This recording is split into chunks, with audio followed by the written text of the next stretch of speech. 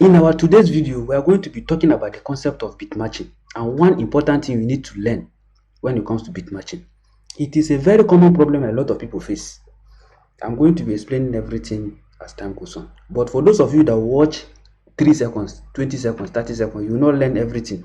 You come back to the comment section and be asking, give me this for free, give me this for free. Possibly it's because they have never asked you to pay for damages after going to play at an event for messing up. The day they ask you to pay for damages, you have sense. You will start taking things serious. Anyway, let's go into the business of the day to see what exactly this problem is. I have a track that is currently loaded here on my first deck, that is deck 1. It is a very common problem that you will be having this issue of beat matching issue, this beat matching problem, because of the differences in BPM, that is the beat per minute.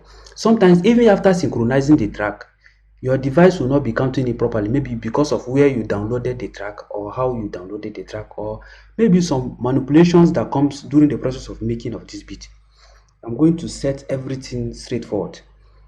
Let me play a snippet of the beginning of this track, then you get to see the abnormality in it. Let me show my keyboard. Just watch. We are counting the beat 1, 2, 3, 4, but see the abnormality that will happen now. 1, 2, 3, 4. 1, 2, 3, 4. Quite alright, everything went well, no problem. We are on track. But you observe fluctuation in the BPM. Look at it. 1, 2, 3, 4. 1, 2, 3, 4. So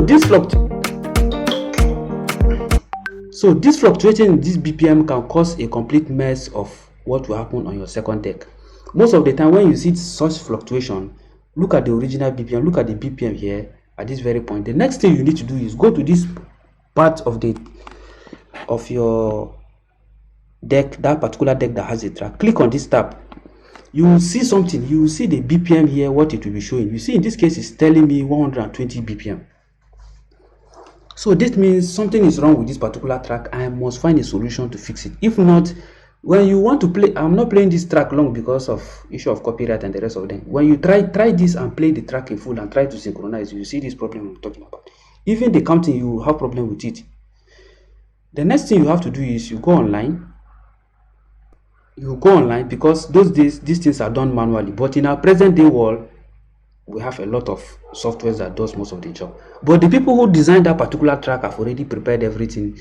They took note of everything, the key of the song, the other element, as well as the beat per minute. The original BPM is 96, but our software has dictated it to be 120. You can see. So automatically we are already in trouble. The result we get might not go with what we are looking for. That is why I said in the DJ world, it's going to be very difficult for you to have an AI that will do all of this job. Maybe it's possible, but it's going to take time because it involves a lot of work at the background.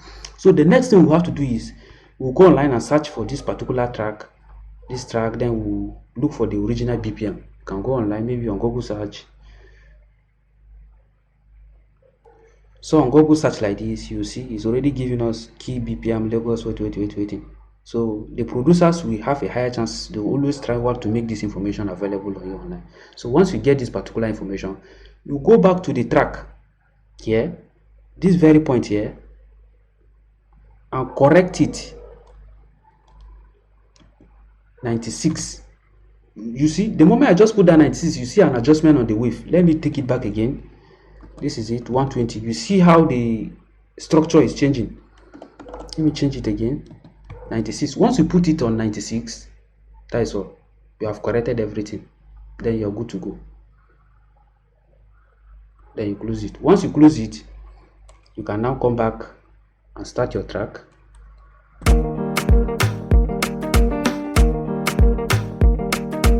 So at this stage, don't worry about the fluctuation. The device is still trying to study how the entire BPM works. Then after a while, you'll see everything will flow.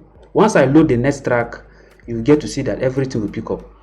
At this stage, I will now come here, I will now click. You will now see, because of the initial stage that this very one was reading 120, this one was already also reading 120.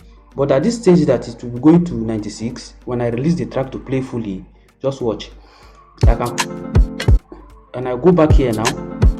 when I go back to this very track now, I can synchronize. You see, everything is now working normal. Then I will now go back again. So by the time I go back to the beginning of the track, I can actually start the next deck smoothly and it will flow with it. Just watch now.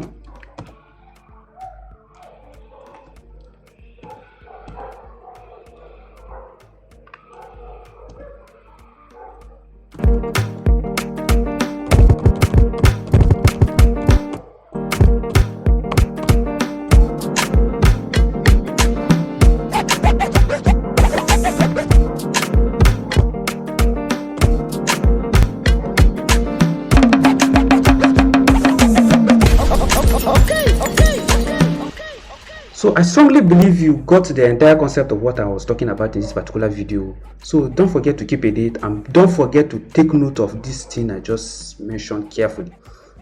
I'll be putting up more videos in this regard to fix up some of these little things that you think they are ordinary. You can make a complete mess of your performance, and don't forget, as a DJ, you're actually an entertainer and a performance. Sometimes, most of the time, you are going to be working with an MC and you are going to be working with some other crew people that will be at the event.